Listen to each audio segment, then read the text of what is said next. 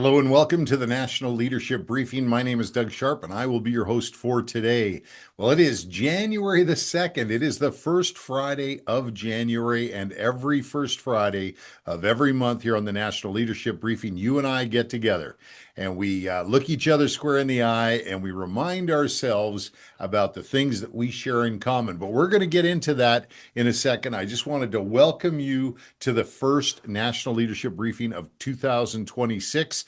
The theme today is getting started right. Now, for those of you who are brand new to the briefing, you're going to go, what a great opportunity this is. I have no idea who this guy is. I have no idea what getting started right is all about. And so you're going to actually hear it right from the very beginning. But there's going to be people on the call today that have been with us for a while. So this is what I'm going to encourage those people to do is rather than go, oh my gosh, Doug, you're going to go over that again. What I want you to do is I want you to think about this in terms of a video or a training that you can send out to people in your sphere of influence.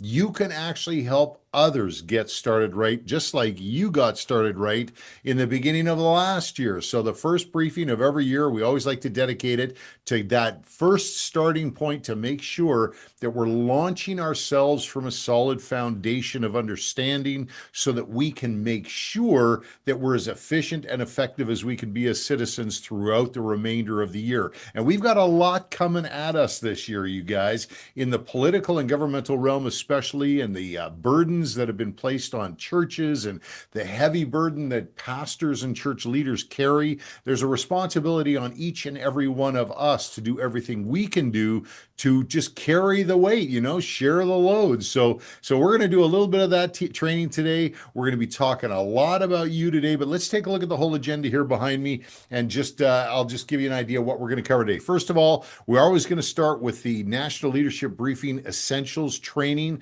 that I'm going to encourage everybody to take following this video today. I'm also going to be starting out today making sure that it's clearly focused on who's the most important person in this conversation. It is you, because you carry all the authorities. So the second thing we're going to talk about today is me. Want to make sure that you know what your role is in our relationship moving forward. Want you to know clearly what my role is moving forward. So that's the me part of this.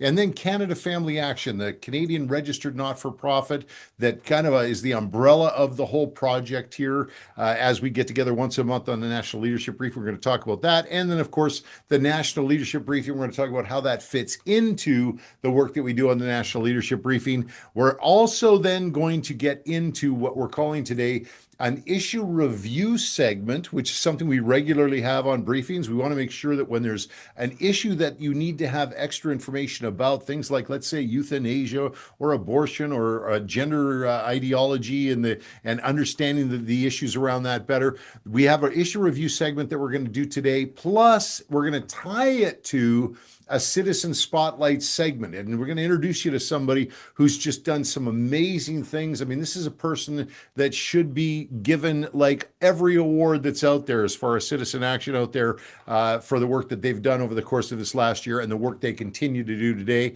We're going to talk about that. And then at the end, if you are here right to the very end, you are going to be blessed because we are introducing a brand new project.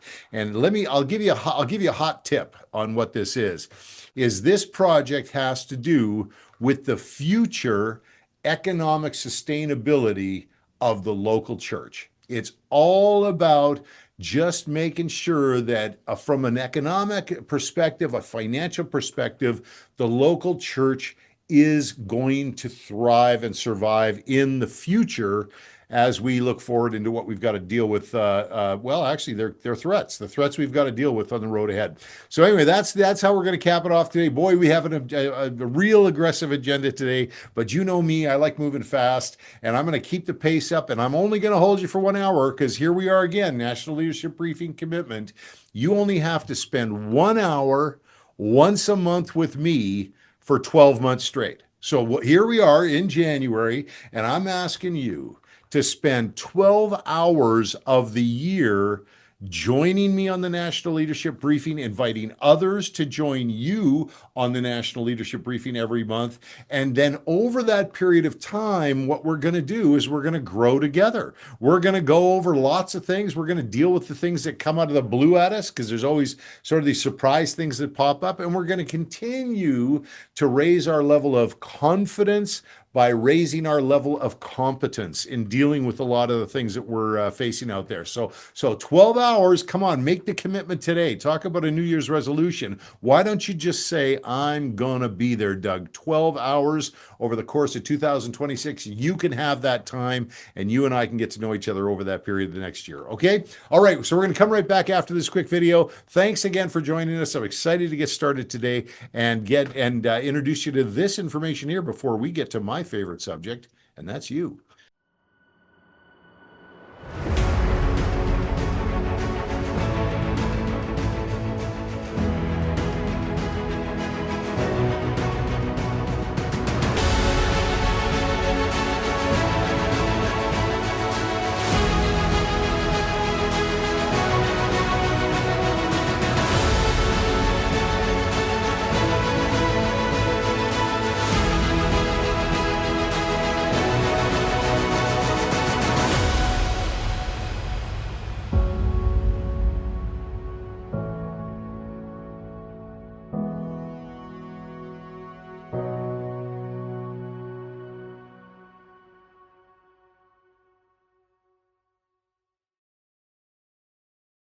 Okay, wasting no time. Let's get right into it. Now, at the top of this piece of, I guess it's not a piece of paper, but it's this board behind me, is it says watch and share. And the reason that it says watch and share is because that's the very first thing that I want you to be thinking about when you're watching the videos. Is not only am I watching them, but I'm also going to share these videos. They're intended to not only be training videos for you. There's 4 of them here. There's the U training video, there's the Horizon training video, there's 4 pillar training video, and what we call the Sphere Authority training video that we've got available for you on our YouTube channel. It's under the National Leadership Briefing Essentials playlist on our YouTube channel. I'll put a note in the post-briefing notes for you and a direct link to that. But the reason why we want you to watch that and then share them is because not only are they intended to raise your level of understanding about who we are, how we do things,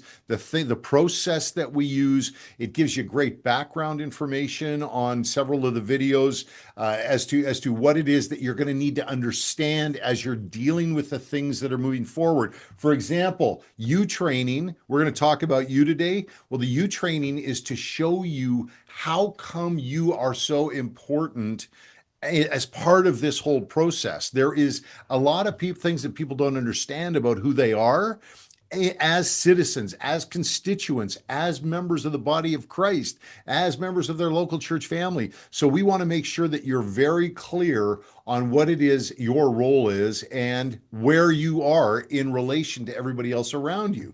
We also have a Horizon training video that is teaching you to look out onto the horizon and to remember that we can't wait for stuff to be burning on our front door before we deal with it. We've got to scan the horizon and be looking for those threats as they gel out there, so we can use the road ahead of us to plan, to prepare, and to greet those threats ready to confront them. That's important. Obviously, the 4 pillar training video is there. And for those of you that aren't on the briefing today, the 4 pillars are 4 Christian principles that are expressed in secular terms that are designed to be our rally points. In other words, if you went out there and you shared these Christian principles in the language that we suggest you share them with, you will find very quickly who are your allies in your sphere of influence around you, who it is that is out there in your orbit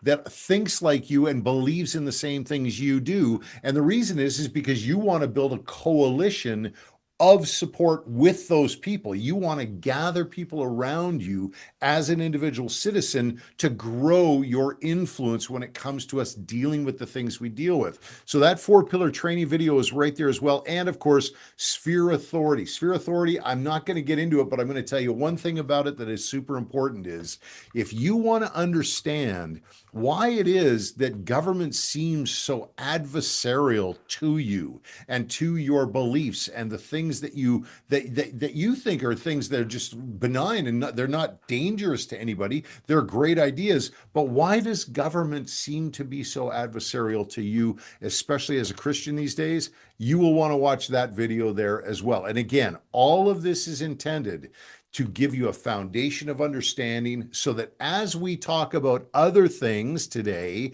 I'm going to be referring to those videos. I'm going to be saying, okay, that's on the video. That's on the video. And I'm going to keep I'm going to point to things and say, you can find more information here.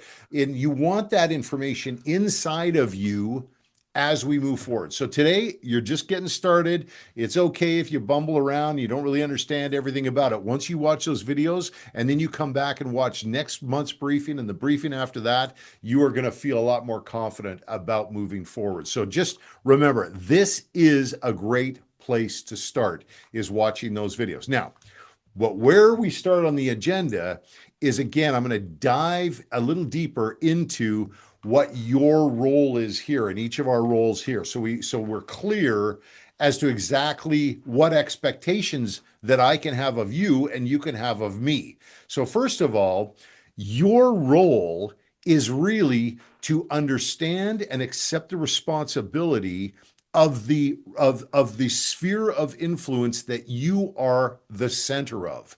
You yourself are the only person that exists at the center of your center of influence, and you are the only person that can touch the people around you. I can't all of a sudden steamroll into your life and all of a sudden start going, hey, does anyone who want to learn about this? I have no credibility with those people. They don't know who I am. They haven't seen me before, but you know them and they know your heart and they know the things that you believe in and you're already introduced to them. So you're the one that's going to reach those people with whatever message it is that you carry over the course of the next year. So the You Training video, when you watch that You Training video, I'm going to teach you about all of the advantages that you have as you at the center of your sphere of influence. That's what you're going to learn on the You Training video. So I'm going to say to you, you are the one that's responsible. You are the one that lives within that sphere of influence. You're the only person that can do it. So just so you know, if you don't do what you're supposed to do as a citizen, as a constituent, as a responsible member of your church family, as a person who makes your own decisions as an individual in your own life, if you don't make those decisions, believe me, someone will step in and make them for you, and they are not as qualified as you are to make those decisions. So I'm encouraging you, watch that video, find out more about who you are and what your role is moving forward. That's you, the most important component of everything we do here. Now, what's my role in relation to you? Who am I? Who am I? Well, let me explain it this way. Okay. The thing that you're going to discover about yourself, and I hope if you don't already know this, then I got some fantastic news for you, is that you, as a Christian, as a member of the body of Christ, are saved for a reason. There is a purpose. There is a design for who you are, but there's a purpose for your life. And if you don't know what that is, I'm excited to share with you that all you have to do is drop to your knees and pray to God that Jesus will birth a vision in your heart as to what you're saved to do, and then you can go out and do it. Jesus, if you pray to God that Jesus births that vision in your heart, you will have it revealed to you and you will discover what your purpose is. Then what my role is is to simply I help you identify that in you. You are going to go out there and find out. Then you're going to get in touch with me if there's anything that we do here on the National Leadership Briefing that can help you in fulfilling your purpose here on this earth. Then my role is to come alongside you and help. It's as really as simple as that. Now, from time to time, what's going to happen is that you're going to say, Doug, I don't think you can help me with this. I don't think you know anything about nuclear physics or whatever that is. But who knows? Hey, you know what? This is what I always say. I might not be the guy that can help you, but I might know the guy that can help you. So what we do as an example is we're not all things to all people, but what we do is we try to maintain relationships with other people who we call subject matter experts. And I'm using nuclear physics as an example, but believe me, it doesn't often sound like that. More often than not, we hear of things like, well, Doug, I know you're like the political guy and the government guy. So you know what? I really think I'd like to have a really good meeting with my member of parliament. I would like to I believe God has told me to speak up and stand up on behalf of my family and speak to my right as a parent to raise my kids the way I want. I want to have a good meeting with my member of parliament. So in that case, I would respond to you by saying, happy to help. Let's get together. So you and I would have a call, and I would spend some time with you on the phone preparing you to have an effective meeting with your member of parliament. Now, I'm using that as one example, but it could look like anything. You could come to me and say, you know what, Doug, I know you teach how to build citizen action group ministries within local churches. And in my local church, we don't have a citizen action group. So I would really appreciate it if you would introduce yourself to my pastor and then allow my pastor to find out more information about what these citizen action group ministries are for. And then we can build one in our church. And I would say, happy to help. That's what we say every time. Now, again, from time to time, you're going to say to yourself, okay, I don't think Doug can help you with that. But I always encourage you, no matter what, if you think you've got a guy, if you've got a guy that all you have to do is send me an email. All you have to, I mean, and yes, I may not be able to help you, but I'll do my best to point you in the right direction of where you can find help. Remember, fulfilling the purpose that God has placed on your life as a member of the body of Christ. You are saved for a reason. Even if you are thinking that's not possible right now, you will be surprised when you drop to your knees and pray to God that Jesus will birth a vision in your heart for what you're supposed to be doing, because you are supposed to be doing something. Okay?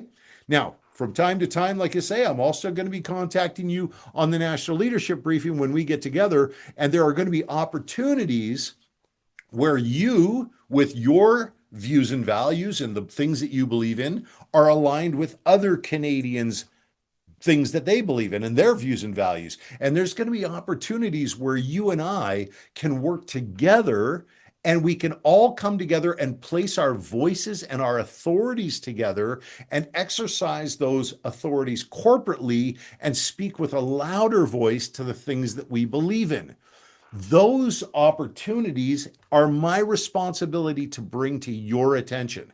So every single month on the National Leadership Briefing, I am going to be praying before the briefings. I'm going to be scanning the horizon. You see, there's that horizon video that right there. There's an example right there. We teach and train that because I do it myself. I scan the horizon. I look for the threats that are on the horizon, the things that maybe we need to work on together. I look for any opportunities that we can capitalize on. There might be an opportunity coming up. Like, for example, there's a federal election that's going to be coming up real soon, sometime this next year, we all believe. And you and I can use the immediate road ahead of us to prepare to greet that opportunity to speak with the loudest voice we can during that election on issues that are important to us collectively. So that's my role there, is to stay in relationship with you throughout the year when we have an opportunity for us to speak corporately. Okay, so this is another thing I do. But most importantly, I want you to know I am focused on you. And if you contact me, I help you exercise whatever plan that you want to exercise. Maybe you might need some help developing the plan as to how to deal with this purpose that God has placed on your heart for you to live your life, right? But stick around. You will find out more. And of course, after you watch that You Training video and the Horizon training video and the 4-pillar training video and the Sphere Authority training video, you will know more about exactly how that relationship is going to work with me. Okay? All right. So then we're gonna take just a real quick break to review the 4 pillars now as to what these 4 pillars are remember are rally points. And as you watch this quick video, it's only about 20 seconds long, but as you watch this video, I want you to know that these are things you're going to want to commit to memory. You are going to want to commit to memorizing what these exact pillars are, because as you're going out and you're looking around in your sphere of influence and the people that are in your life, you're going to want to be able to share them with people. You're going to want to be able to say, hey, Mary, do you believe also that parents should have the right to raise their kids the way they want? Do you also want to be able to have you raise your children without government interference? You're going to want to be able to have conversations about these things. So the 4-pillar training video, which also comes with a 4-pillar transcript so you can read it and share it with other people, that is available to you to watch and to learn from. But this is just a brief summary of what the 4 pillars are. Remember, we want you to commit them to memory eventually. So start practicing, and I'll make sure there's a link to this video in the post-briefing notes as well. And then we'll come right back and we'll start talking about how Canada Family Action's role fits in with all of this. So back in a flash right after this.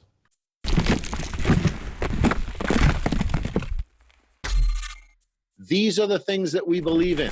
First, that parents have the right to raise their children the way they want. Second, that those we elect to serve us in civil government must respect and defend our right of belief and freedom of religion. Number 3, that the laws and policies of civil government must provide for the safety and security of the citizens, especially the vulnerable among us.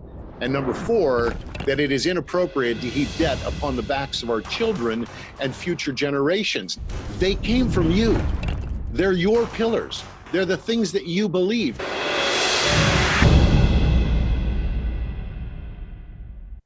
Well, there you have it. The 4 pillars. That's exactly what they are. If you think about that, think about that. Think about your church family. Think about your friends.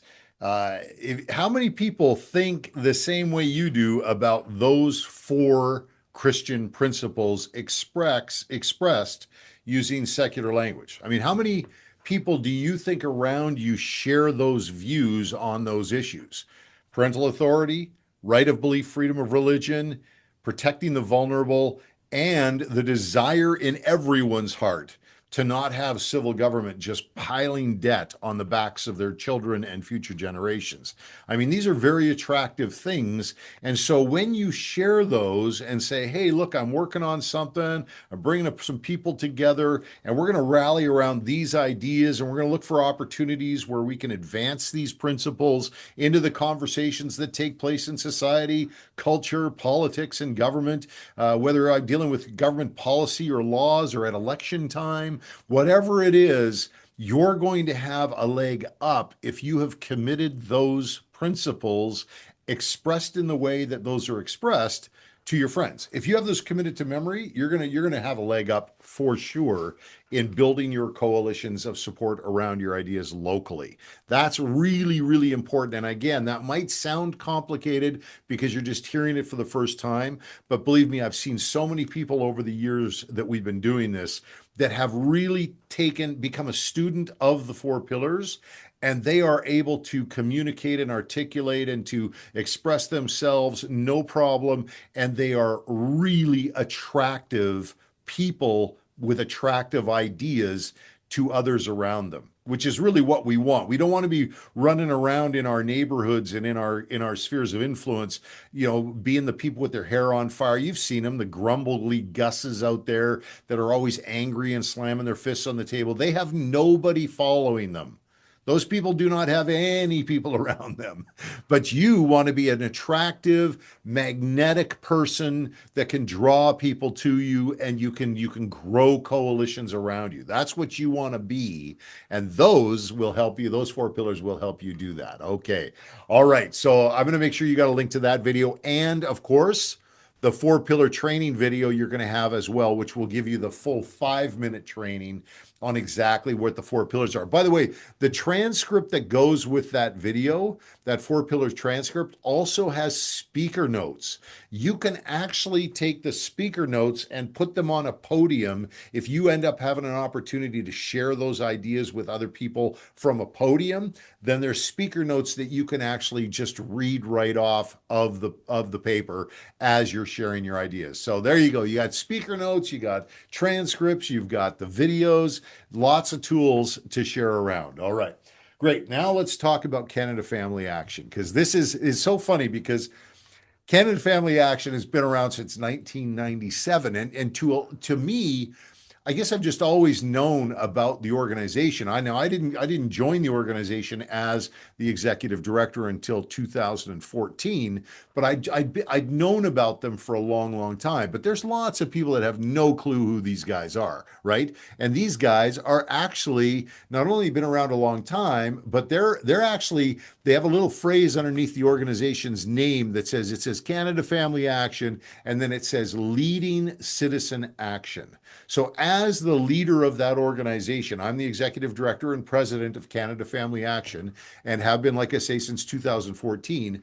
I really take it seriously that we need to lead citizen action, that we don't need to be the people that have the biggest organization or whatever, but we want to be out on the forefront of the most innovative ways and creative ways and effective ways of catalyzing citizen action out there. So we really have studied what it is that it takes for someone to go from not really knowing or caring even about something to actually taking action to actively move a purpose forward, or an agenda forward on an issue. And one thing that we've discovered about it over the years is that you really do have to start with you. And you have to start with your purpose, because if it doesn't make sense to you, and if it doesn't align with the things that God wants you to do, then you really don't have much interest in it, which is fair, which is totally fair. That's why you don't see us like running around a lot just telling people to, hey, come on, jump on this bandwagon, jump on that bandwagon. No, what we're doing most of the time is saying, what is God saying to you? What is God telling you that you need to do in this moment?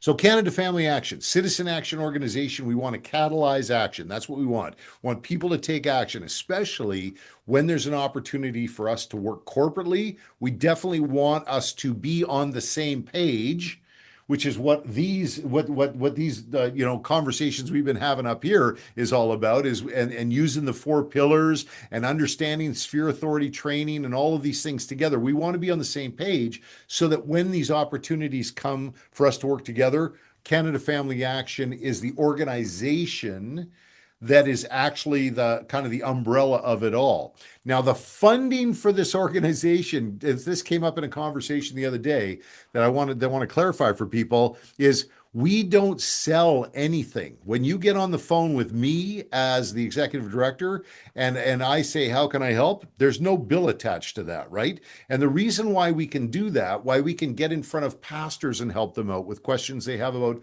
government and politics, the reason we can help build citizen action ministries, the reason we can do all of these things without charging, is because Canada Family Action is a Canadian registered not-for-profit, and we have donors that donate money to the organization and support the work. Now, I can tell you right now, over the many years, there has never been $1 that has been given to this organization by government. So government does not fund this organization at all. Pardon me. It is only individuals who say, hey, I'm sure glad that those guys are out there doing that. I'm sure glad they're out there working to advance Christian principles, helping to lighten the load of pastors and church leaders, working with individual citizens to awaken in them an understanding of their authorities. I'm so glad you guys are doing that, that I'm going to become a monthly donor of this organization. Pardon me. That's why they help. See, I'm talking too much already. Christmas. I'm out of shape. I guess you could say my voice is out of shape. But that's what this organization is supported by. It's supported by people who voluntarily give. If you're one of those people that wants to do that or believes in that, then please do. I'll put a link in the. Pardon me. Wow. And I'm not even sick. All right, I'll put a link in there in the post notes where you can actually participate in supporting the work that we do. If you know people who want to do it as well, share the link around. Feel free. We welcome it. And one thing I can guarantee you is that never in the whole time that this organization has been operating since 1997 or since 2014, since I've been here with the organization, we've never had more money than there is need out there to spend it on. So the task is always much greater than the budget. We've never sat there with a surplus at the end of the year and said, "Boy, what are we going to spend this money on?" No, believe me, we deploy every dollar directly to catalyzing citizen action, training and encouraging and raising people up to stand and do the things that God wants them to do. That's what we do. All right. Let's jump into the national leadership briefing here now, which is what you're on today. We needed, with Canada Family Action, we needed a touch point. We needed to regularly connect with the people that we serve at Canada Family Action, because people need to be reminded that they're not alone, first of all, because one thing that happens in citizen action a lot of times is you actually will find people who get kind of depressed and dejected, and they run into some resistance out there where they're trying something new for the first time, and then they kind of fall off and they recoil, they retreat. And we want people to advance and hold the ground that they're advancing on. We never retreat. That's not in our DNA as an organization, and that's not going to be in your DNA, because we're always there to carry someone forward. We get together once a month to encourage, to remind ourselves as to what it is that we're rallying around, the principles, why we do the things we do. We share intelligence. I'll gather intelligence. You'll get in touch with me and share things that you're seeing on the ground. And we're also, again, going to be moving together as a unit, which makes it, we'll have a lot more wins when we do that. When we come together, but you just win a lot more when you take on things together. So that's what we're going to do as well. Is the national leadership briefing is we come together once a month for 1 hour, and again we just spend an hour just like we're spending today, reminding ourselves of all these things, teaching, training.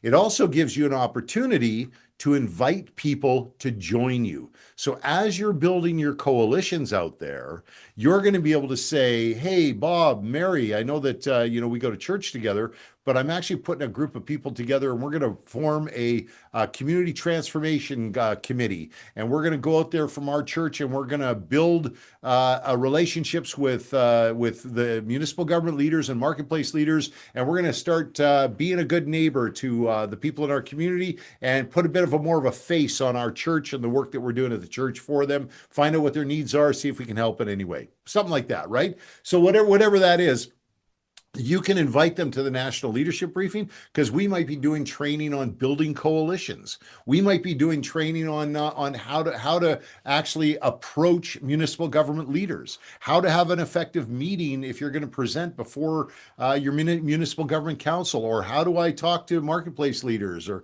whatever it is that you need. That national leadership briefing once a month is going to be an excellent contact point for you to refer people to join you on the briefing. So that's why, again, watch and share those videos, but then also watch and share this briefing. So if you're watching the briefing here today on social media, share it with somebody and just say, "Hey, what do you think about this guy? What do you think about these ideas? What do you think about what they're doing? Do you think we can help? Do you think we can put a few people together in our local area and we can get something done locally?"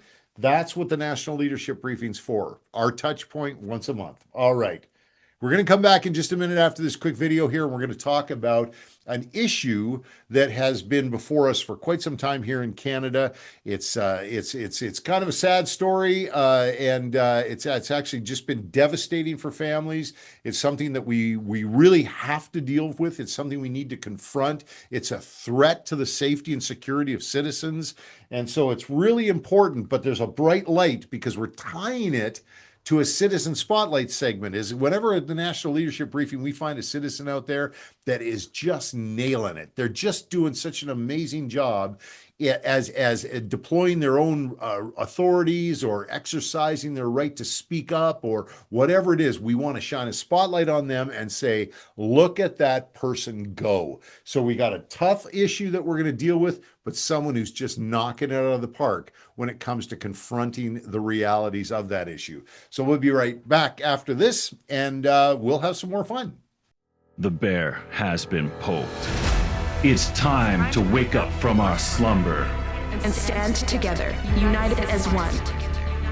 One family, one body, one church. We will not walk past the vulnerable. Say nothing, do nothing, and turn a blind eye. We are citizens of a great nation. We are good Samaritans to our neighbors. You are not alone. We are the largest unified voice in Canada. So we stand united. This is our rally cry. We are Christ to our nation. This is our battle cry. He shall have dominion from sea to sea and from the river unto the ends of the earth. Righteousness will reign. Justice will prevail. We are united.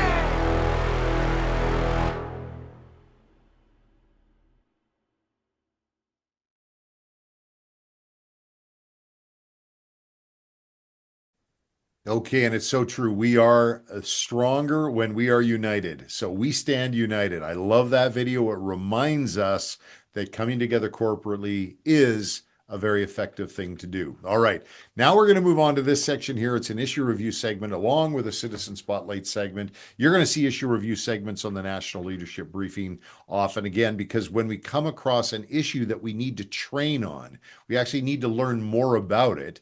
We have to bring in subject matter experts to speak to that issue. And normally what I would do on the National Leadership Briefing is I would have the person on a split screen. We would actually bring them up on a Zoom call, and they would brief you on the issue. Today, it's a little bit different, though, because the issue that we're talking about today is abortion in Canada. And Canada, as you know, is a country that is very unique in the world in that we have no abortion laws. You can perform an abortion right up to the moment of birth at 9 months. You can actually, without any restrictions at all, have an abortion here in Canada right through the full term of pregnancy. Now, that sounds barbaric, that would be actually a thing in Canada, but it's true. It is true. We are, in fact, living that reality. Now, there are people out there, citizens out there, who are on the front lines of dealing with this issue, raising levels of understanding of the issue, educating people, educating parliamentarians, educating organizations, bringing to light the tragedy that's happening in people's lives, and they are out there doing a fantastic job. But there is one person.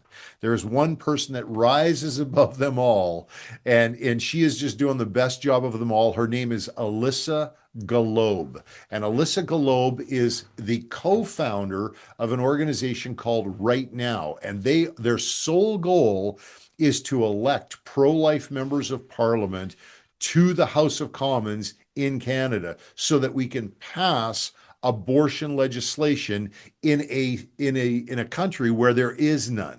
We need some direction from government with law and policy around abortion, limiting abortion, but we have none. And so they work exclusively on doing that. Now, the reason why I'm shining the spotlight on her today is because she did something this last year that is probably the single most profound citizen action action that you can take when it comes to this issue, especially of abortion. And again, this is a tough issue. If you're on the front lines of this issue with disclosures that you hear and just the absolute horror of what you have to deal with all the time, when you're on the front lines, it's already going to take a piece out of you. But Alyssa did something this past year that was incredibly brave, and there was a cost to her for doing it.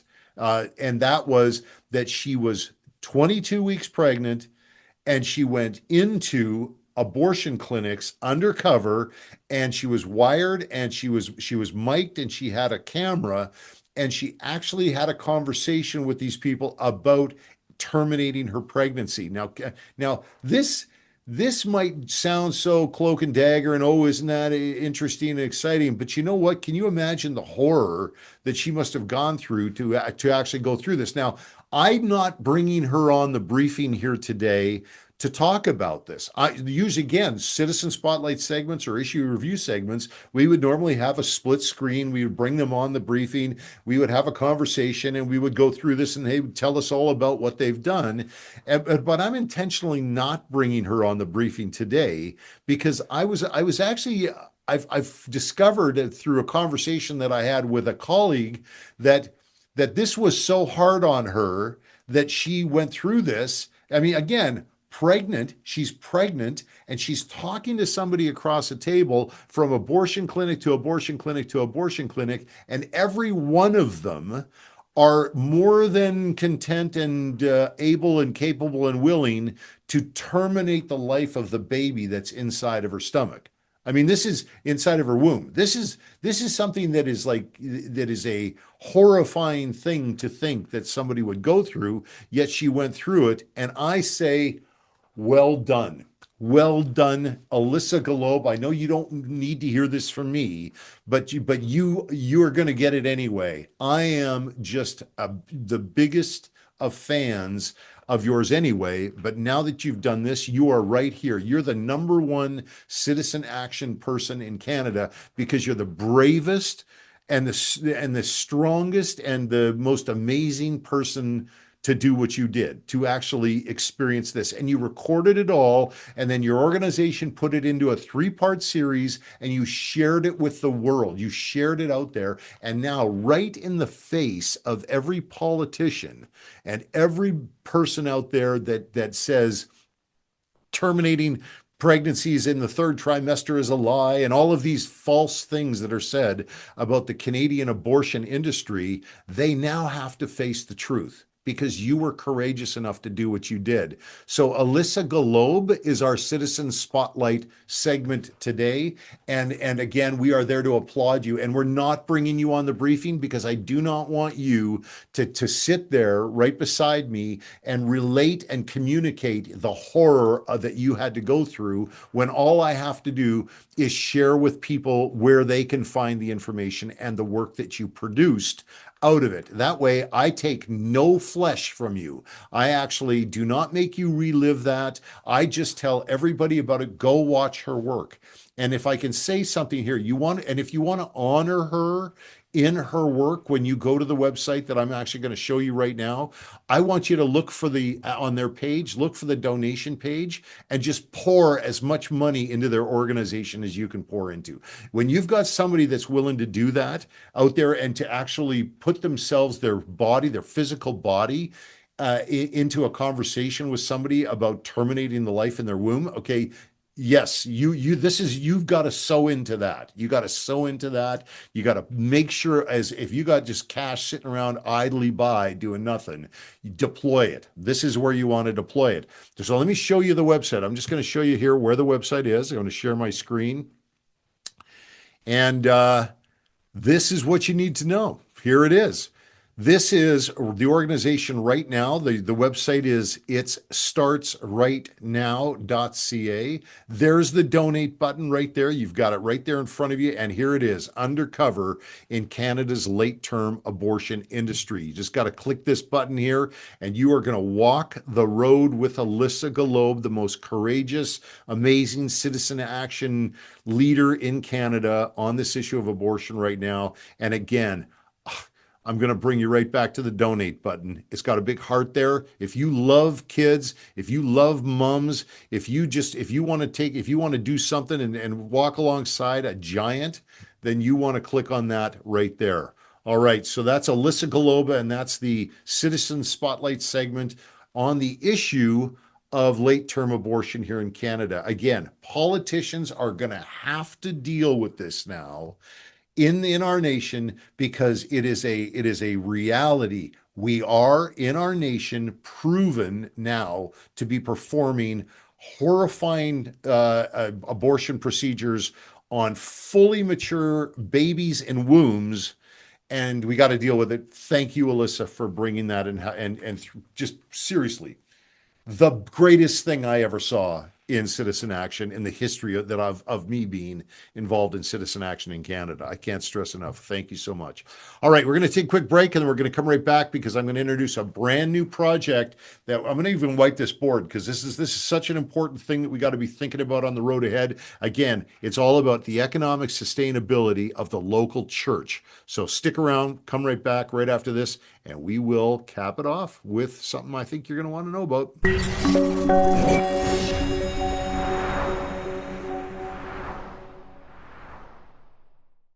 We are now on the home stretch here on the National Leadership Briefing. Thank you so much. We've had lots of fun here today.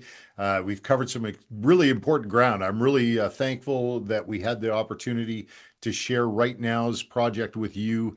That has been just something that I've been excited about ever since, just because of how effective it is. I mean, it's one of those things that if you see certain things in the citizen action world where that's going to change something, that's going to make a significant change in the current circumstances of abortion law here in our nation. I'm excited to be able to share that with you. Now, the secret project that we have, it's actually a new project, it's not so secret, is really coming off the heels of the conversations that have been taking place here in Canada lately regarding the targeting of charitable status organizations by civil government. So you've got things like Bill C-9, and we won't get into the legislation today, but civil government has very unique powers. If you watch that Sphere Authority training video that we talked about at the very beginning of the briefing today, it'll explain all of this, the special powers that government has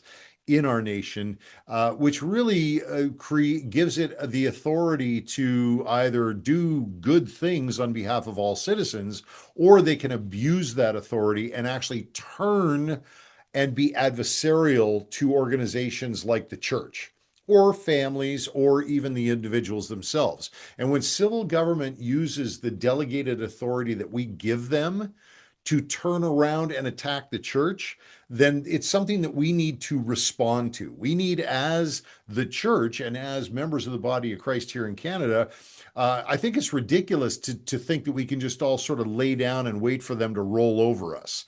So we need to develop a strategy or a plan to deal with an adversarial civil government. So what I've got here is I've got a very brilliantly drawn church. I think this is one of my finest works, pieces of art here. This is a church, and you can tell by it because it's got the cross on the building, okay? And that church is inside of a rifle scope because it is being targeted. The church in Canada, if you do not believe it's being targeted, it in fact is being targeted by civil government, and you will see that in more obvious ways in the years to come. This is all part of Horizon training. Remember when another video that I told you to watch earlier on, those NLB essential videos, one of them is called Horizon training. So we're looking out on the horizon in Canada, and we see this threat that is welling up on the horizon. And so what we're doing is we're using the immediate road ahead of us to develop a strategy as that threat moves closer and closer to our front door. We're not going to wait till it's like on fire on our front steps before we do something about it. We're actually going to start talking about it, and we're going to start responding with a plan right now. So one of the things that people have been doing is they've been talking about this threat by civil government to remove the charitable status of churches. That's a conversation that's going on right there. How can we as the church preserve our charitable status as a registered charity, and Canada Revenue Agency won't attack it? How can we maintain things just the way they are? Well, we haven't been involved in those conversations here on the briefing, just so you know. That's just something, if you're brand new, we haven't been involved in those conversations because we know that it's a much bigger and broader problem than that. The problem is going to be the long-term economic sustainability of the local church. How does the local church itself survive when it's going to be dealt with in a ever harsher and more I guess, destructive way by civil government in the future? Civil government is going to try to dismantle the church just like they try to dismantle the family and the individual rights of the citizen.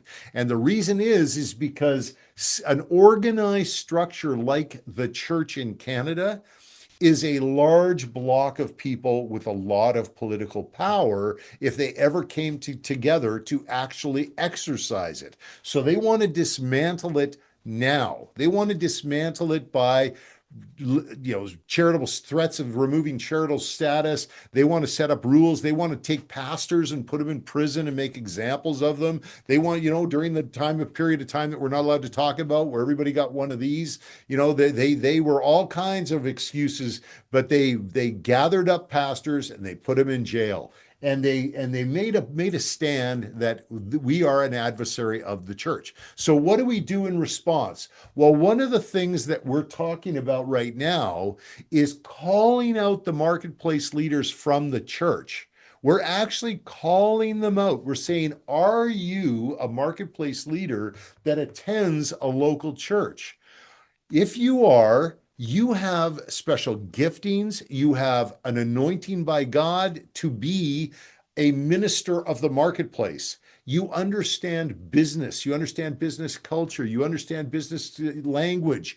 You are in the business of business. So we're calling you out of the church. Now, stay in the church as a local church member, but we want you to start thinking about building businesses outside of the church that's primary goal is the funding of ministry work of the church, because everything that happens within this structure here falls under the rules of Canada Revenue Agency and civil government as a registered charity. But the ministries that exist within a local church don't have to stay in a local church. It doesn't have to be a ministry of the church. If you want to feed the homeless from your local church, that doesn't mean that you have to bring all the homeless people into your church and feed them there. You can actually establish a business outside of your church that then funds the feeding of the homeless outside of the church in the streets. And Canada Revenue Agency and your registered charity status there is completely separated from the work and the ministry work that you're doing out here. So this is what we're encouraging people to do, is we're encouraging them to come forward as ministry and marketplace leaders right now. If you are a marketplace leader in Canada and you want to talk about this conversation here of building businesses outside of the church, we have businesses right now that we believe are going to prosper outside of the local church, that are going to be able to provide resources for the work of ministries outside of the church. Now, again, I'm stressing that because I'm not suggesting you break any registered charitable status rules at all within your registered charity. This is all happening in the marketplace. So there are rules that exist out there, by the way, that you've got to adhere to as well, which we're totally all for. But within this registered charitable status of a church, under the authority of Canada Revenue Agency, this is being targeted. This is something that gives you more flexibility and continuing the ministry work of the church. Not inside the church, outside the church. All right, great. Well, thank you so much for letting me share that with you today. That is something that I want you to get in touch with me about. If you're a marketplace leader and you want to participate in the development of businesses outside of the church in Canada and build templates and help churches, We want to talk to you because we have some ideas to share with you, and we know that God has placed you in this particular moment in time to share some of those great God-given ideas with us, and we can all work together and build solutions for the economic sustainability of the church long term. All right, well, thank you so much for your time today. That's it for today. We'll see you next time on the briefing. Remember, get those videos watched. Make sure you watch those videos, the NLB Essential videos. I'm going to put them in the post notes for you. And also be sure to share them with others and invite them to the next briefing, because we've got an exciting year ahead and there's only 11 more briefings. That's 11 hours that you and I get to spend side by side working on things like this over the course of the next year. Thanks so much for your time today. Appreciate it. Until we meet next time, please know that we will continue to pray for you. We will continue to pray for your family. And we, of course, will continue to pray for this great nation of Canada. Bye for now.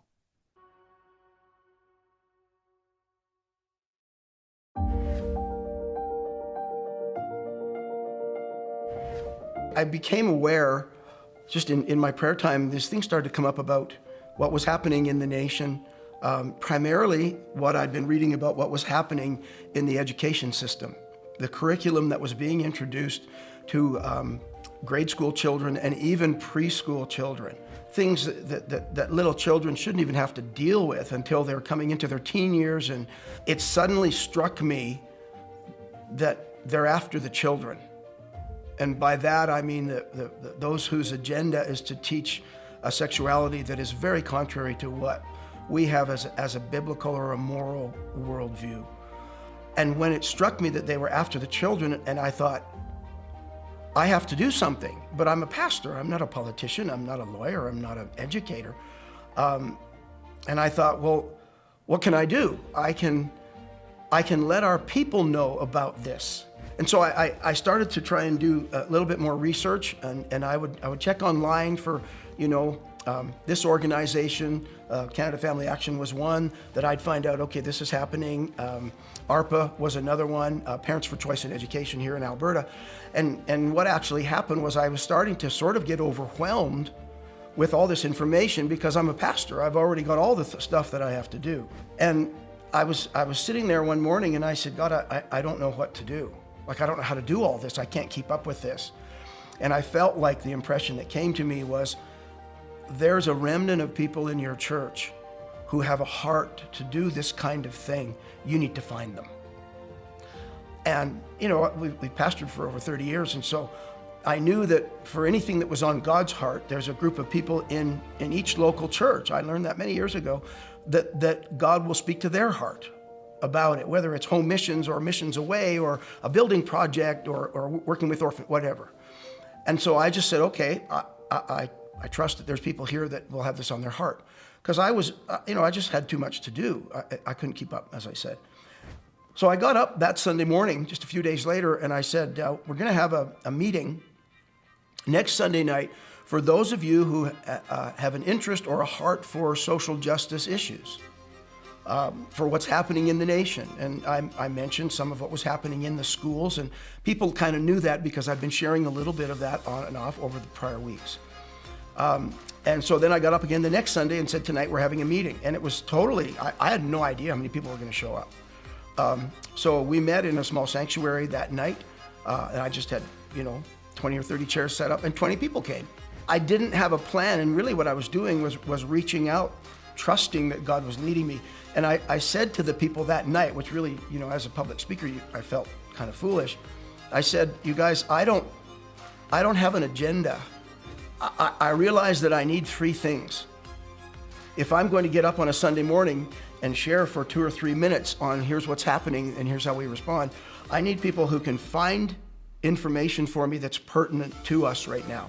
My experience has been, and myself included, that Christians are largely uninformed on the issues.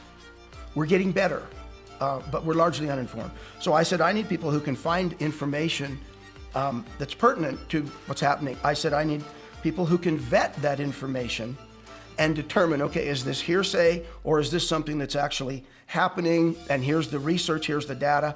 And then I said, I need somebody who can create an action plan or a response so that when I get up on Sunday, I can go, here's the information, here's where we found out, and here's what needs to happen. And you guys, here's how we need to respond. And so the people sort of said, okay. And I said, I don't know what to call this, a political group, a political action group. I said, but let's sit down and talk about it. 2 or 3 people from that group sort of came and said, I would be more interested. I will help you find the information. Eventually, after I think about within the next month, we had about 5 people that came, and we sat down as a group, and I said, well, you guys know the need here. I said, as a pastor, I just need somebody to help me with this information. So we're beginning to see this vision that God had about, that he gave to my heart, was how Christians engage and how Christians can be a voice and see something change in your city, in your province, in your nation. And the nice thing about it is, I'm not running this.